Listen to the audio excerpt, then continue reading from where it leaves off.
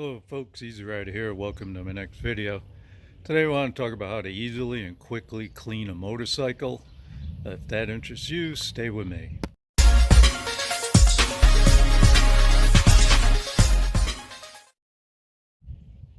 And welcome back.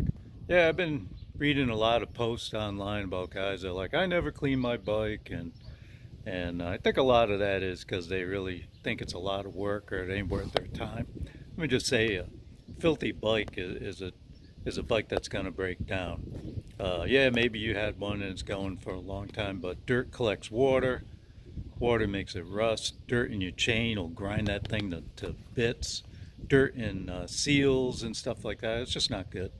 And it's just so easy to clean a bike. Doesn't take very long. So I'm going to turn the camera around. I'll just show you what you need to get the job done. And normally it takes me maybe 5 minutes of work to clean a bike.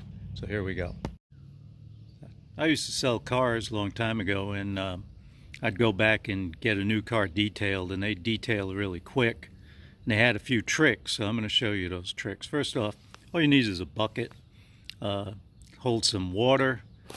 I like to use like a car cleaner or something. You could use just regular dish soap, but this is actually cheaper in the long run, and it works pretty good. Now the secret weapon right here is a cleaning brush.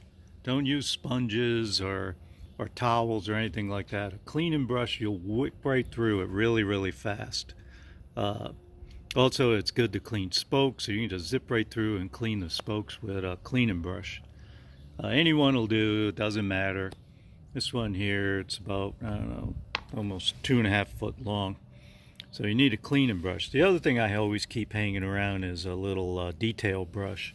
If you get some bug splat or something that don't want to come off, or sometimes the wheels will have a lot of grit on it, it's easy to clean really fast. And then the other thing that you're going to want, if you have a bike with a chain, is a chain brush. You can get these at Walmart. All this stuff you can get at Walmart. These chain brushes are really good to clean the chain. Again, you want to get all the grit out of a chain. All that grit's going to do is just going to wear that chain down prematurely.